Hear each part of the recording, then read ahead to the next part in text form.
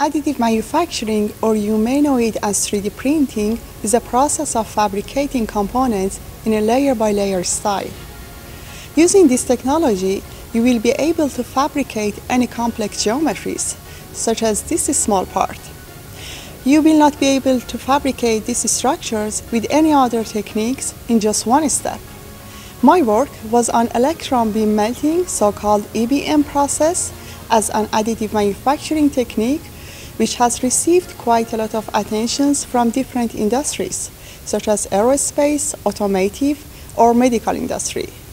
The main focus of my research was to fabricate components with least amount of defects, with improved surface quality, and high strength in the service life. I also developed unique melting strategies to tailor the microstructure of the material, which is not an easy task in the conventional manufacturing processes.